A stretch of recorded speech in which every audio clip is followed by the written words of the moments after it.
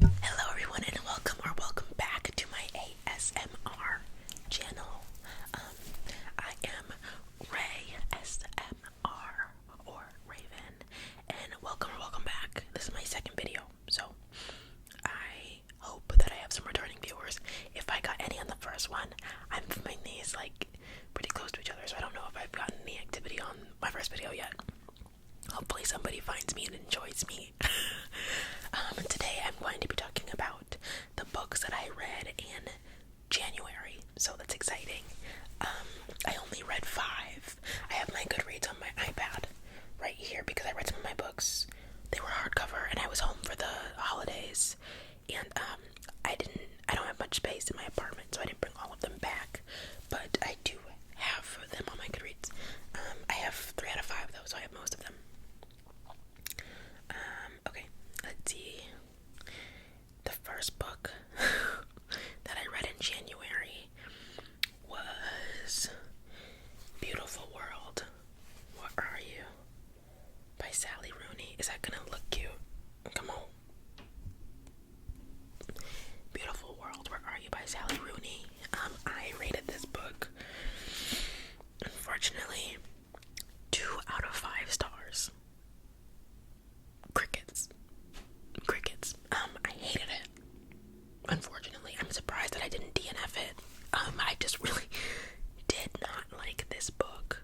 Unfortunately, everybody's like, Sally Rooney is so good. I love Sally Rooney. But I wasn't in that group, I fear. It was just a lot of like nothingness, I felt like. It's about, I'll read you what it's about. It's about these 3 friends, and it's just like them talking to each other, basically. But like through emails, and then living their own lives separately. So there's these 2 girls, I think. Her name is Alice, and what's her friend's name? Eileen. Alice and Eileen, and then there's Simon and Felix. So they're like separated. They're like long distance besties right now in this book.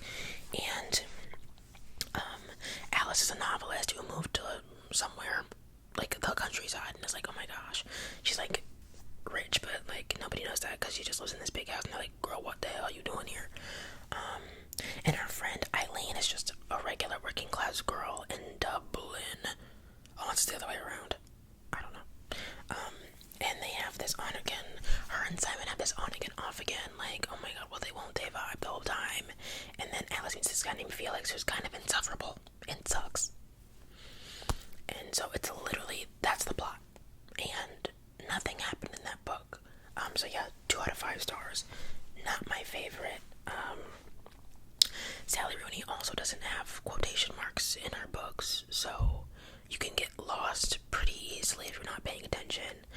But it's a pretty short book. It's only 368 pages. All the books that I read are something like between like 255 and like 400. I like that area. Anything bigger than that, I feel like I get stressed out, and I'm like, oh my gosh, because I like to read a lot of books. I have a really long TBR, so as the longer the book, the less likely I am to read it. Unfortunately, I want to get in the Throne of Glass, but I don't know if I have time for 5 really long, not all of them are super long, but 5 books. It scares me to read a series because I want to read everything and not just a series. And I get new books that I add to my TBR every single day, so that's difficult. The next book that I read in January was, drumroll please, Yellow Face by R.F. Kuang. I really liked this book. This one was fun. I've seen everybody talking about it. I gave it a 4.5 out of 5. It's about Athena Liu, who's a Chinese American novelist who's a really critically acclaimed writer, and this girl named June Hayward, who is her friend. Like, yeah, like if June heard me describe her like that, she probably would kill me. She'd probably kill me because I'm black anyway, but that's beside the point. So Athena and June went to school together, and they both wanted to be writers, but as soon as Athena left school, she was just, her book was a success, a smash hit. June's book, on the other hand, got 0.5 views. Like, nobody gave a fuck about this girl's book. So one night they're hanging out, and then Athena dies. That's not a spoiler, it's in the description. Athena dies, and June finds her manuscript on her desk and is like, maybe I could turn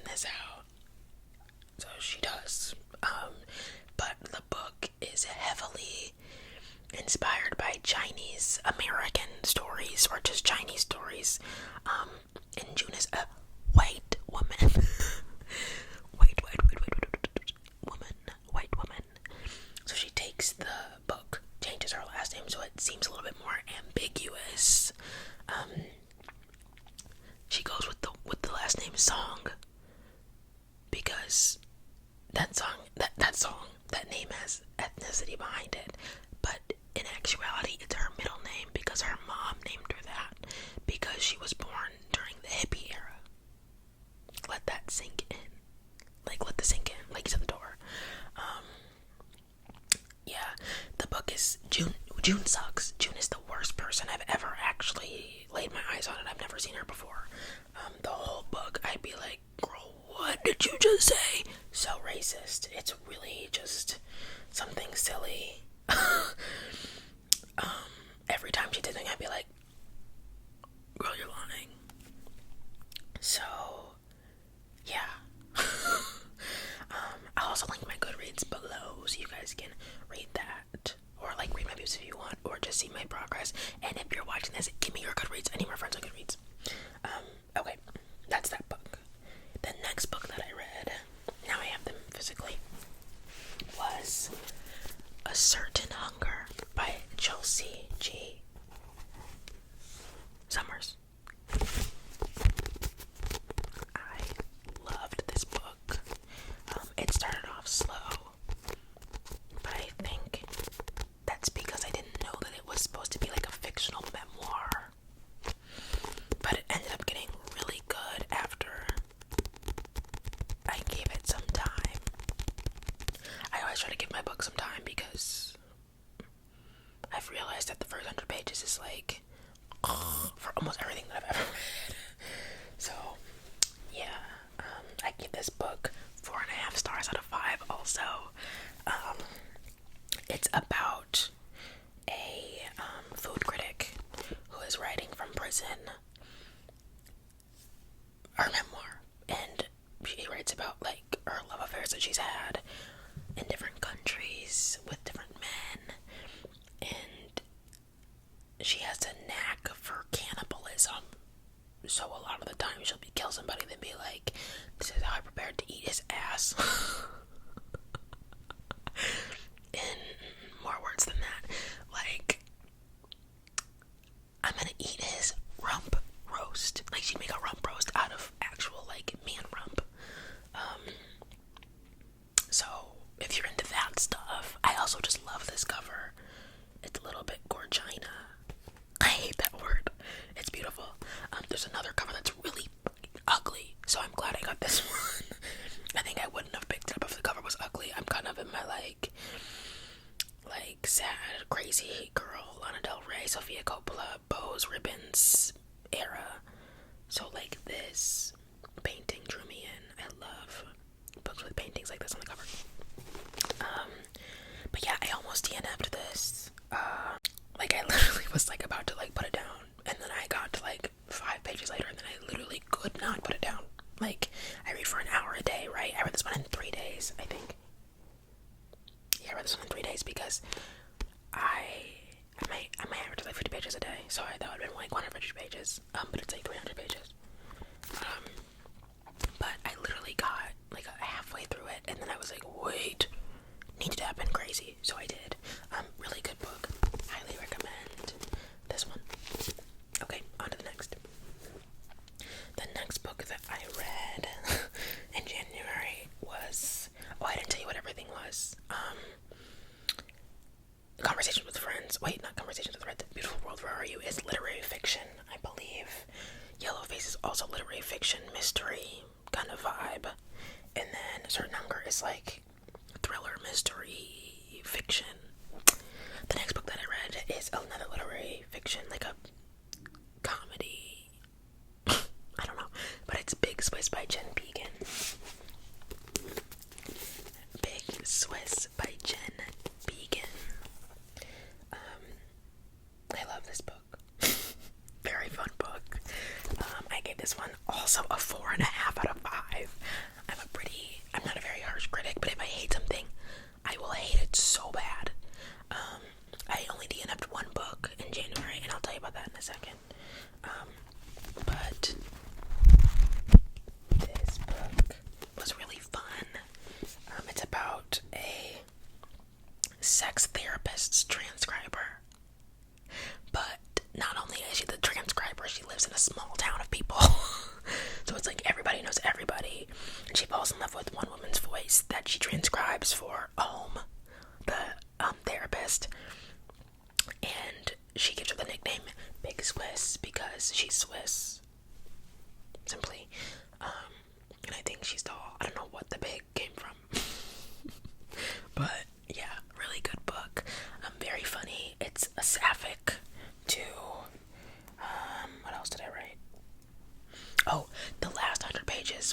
was like like it kind of lost its charm from the beginning of the book. Maybe not the last 100, maybe like the last 50 or something. It started getting a little bit, but it was a really fun book. This one is 336 pages, I think. That's what Goodreads says, so don't quote me on that. But yeah, I really liked it. This is another pretty girl cover. Another reason why I grabbed it. Like, the title wouldn't have drawn me in, but the cover, I mean, not the cover, but the book itself, like the physical of the book is so pretty, because we have this little Renaissance, I don't know what this is from, so if you're an art person, don't come for me, but it's like a Renaissance-esque painting, and then we have the side, which has like bees on it, super duper cute, and in the back it's like yellow, more bees are happening, it won't focus, but I love it, really good book.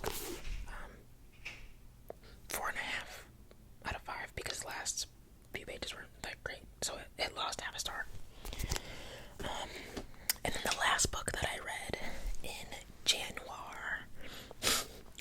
was, drumroll please, Bright Young Woman by Jessica Knoll. Oh my gosh, I adored this book. Adored this book. I didn't love it for the first half. Again, the first halves of these books are not my thing, I guess. This one is a fictional thriller, obviously. Well, I guess not obviously, but it's based off of the sorority killings that Ted Bundy committed, and it's a fictional version, but it was written with close help and inspired by one of the sorority sister stories that had an article published about her. So Jessica Knoll wrote this with a lot of input from the actual girl who went through it, which is really nice, because I feel like it's a weird spot to write a fictional book about an actual story that killed people, but because she was in contact with the actual girl who experienced it, that makes it really cool to me. I love this book. It kind of, the last half of the book and like the last few chapters really solidified it for me. This is another sapphic book. It's just so good. It's so good. It did an amazing job of holding Ted Bundy accountable for everything, and not in the way that like Ted Bundy did it. Like, they never said that, but it was like she only ever referenced to the killer in the book as the defendant, as like, and I thought that was really cool, because you can't really place the blame of what this book makes you feel on anybody but Ted Bundy.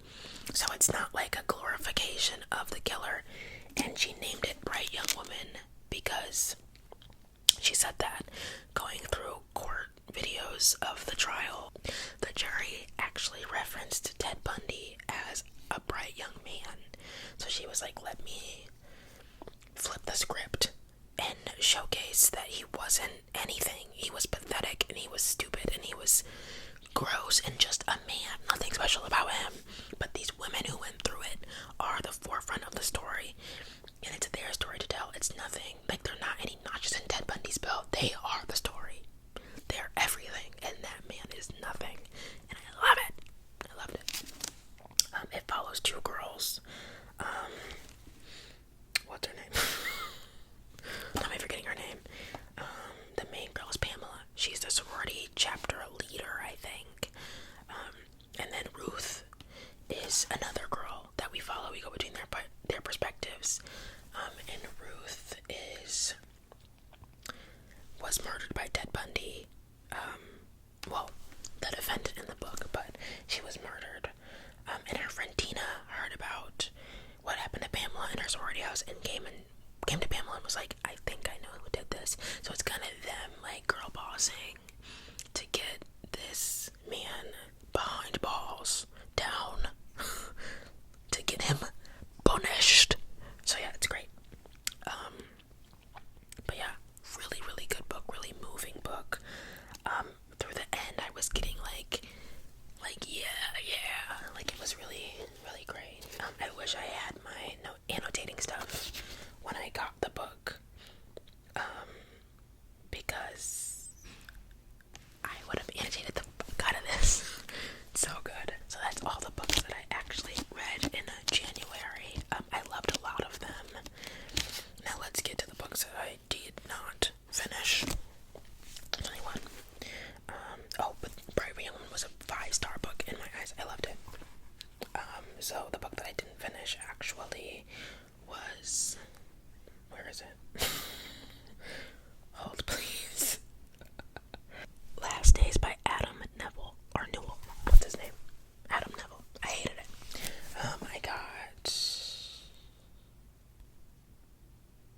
me see my activity. I got 15% in and stopped. That was like page, I don't know what page it was, but it's written like a Stephen King book, and I don't like the way Stephen King writes. Also, I don't like a white man who writes other white characters saying the N-word for no reason. That's a reference to Boogeyman, the short story that I ended up reading last year. But yeah, a lot of N-words from a lot of white people. I have the same problem with Quentin Tarantino. But yeah, there was so many like big words. The writing didn't really pull me in. It was just kind of like jargony. Like I just did not care. And it would go on for like basic stuff that doesn't matter for like 5 pages, and it would piss me off. So I didn't finish it. My last update was, my god, DNF. I'm so sorry. And I gave it 1 star because I can't give it no stars. Yeah, hated it. Bad. Hated it so bad. It made me so mad. It sounded like it was gonna be good. It's about like a documentary filmmaker filming a documentary on a cult that was like famous for like, there was like deaths and like a mass suicide, and he's like going in after they like disbanded and like trying to figure out what went wrong with the cult, and he's interviewing people, and there's like ghosts involved with the cult, like there's a supernatural aspect of it. It sounded really good, but I cannot do man horror, which sounds weird, not like all man horror, but like Stephen King man horror, like please, I'd rather die. Sorry, got a little passionate. But yeah, hated it real bad. But yeah, hate to end it on a bad note. But those are the books I read in January 2024. For my New Year's resolution to read for an hour every single day. Reading for an hour every day is crazy. Because how did I finish 5 books by reading for an hour every day? I don't know. I also do average about 50 pages in an hour, so depends on how much you average. But yeah, I went crazy a little bit, and it's so much fun. I used to love reading, but I kind of stopped. I'll tell you why I stopped. I read Dune. I was a Timothy Chalamet fan, and I tried to read Dune, and that book was just the worst book I've ever read in my life. No offense to